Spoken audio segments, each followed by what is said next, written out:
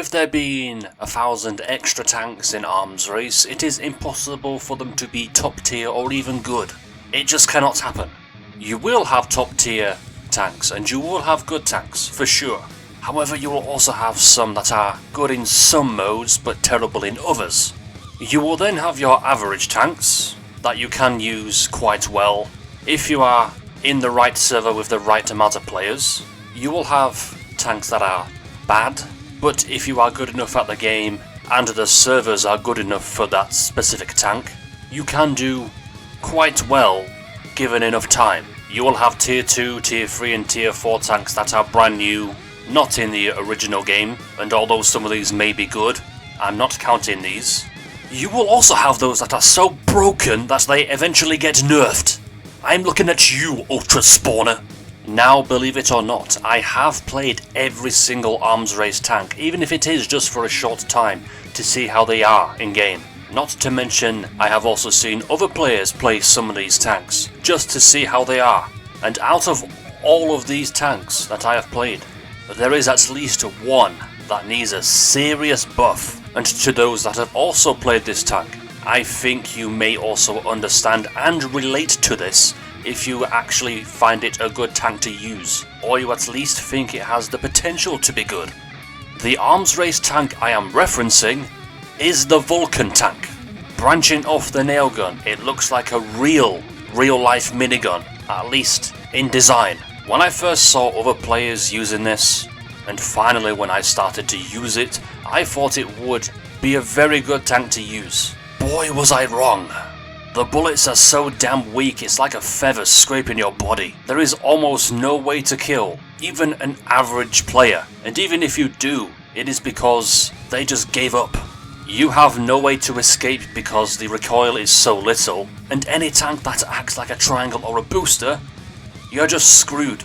Even on shapes they do not do a lot of damage. You thought killing an Alpha Pentagon was slow for some tanks. This is slow on an Alpha Triangle. Now, although this is not with all the damage upgrades maxed, it's still very slow even then. Compare it to a flexed minigun, which is also one of the worst tanks in Arms Race, killing it in half the time, and it has some recoil to run away with.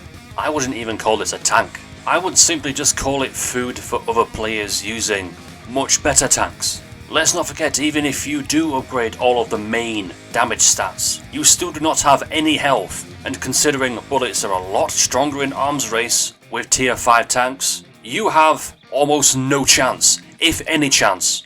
You cannot convince me that Vulcan is a tank that can obtain any normal kill without any interference from players, or even your teammates.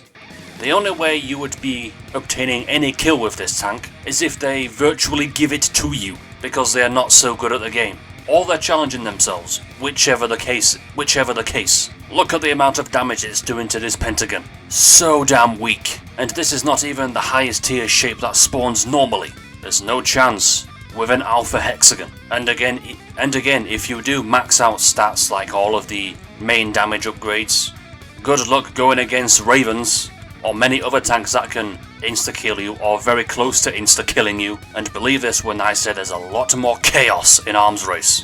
Remember how terrible the old battleship was? This is basically Vulcan. And keep in mind, this is a tier 5 tank. You would think it would be better than the old battleship. A tank so bad, the only way to obtain score was to ram with it. And considering this is an upgrade from one of the most annoying class branches there is, the nail gun, it's so disappointing. By the way, I was essentially given this kill. Any player using Smasher would have just left by now. I decided to test the Vulcan on a basic tank, with no stats in shield, body damage, or max health. It took 2 seconds to kill it, with full bullet health, bullet penetration, and bullet damage. You may think that's good, but it really isn't for this tank. Most tanks would take under a second. If those stats had 6 upgrades in them instead of 9, it would be around 3 seconds. Not enough damage. Oh, and do not get me started on when the other player has max health, max body damage, and maxed out both shield upgrades. You will be here for a lot longer than you think. Now keep in mind, this is when the tank is stationary. if you hope to even get a normal kill, you best not even try. Because if you are to take everything into account, it may not take this long, but it still takes long enough to the point that you will end up dying anyway. Or if not dying, pushed back into your base. And now I'm at the point of killing it. It took around 22 seconds to destroy this. 22 seconds. You are better off farming shapes for 22 seconds and obtaining 16,000 plus score. Or be lucky enough to kill a Leviathan. That's also an option.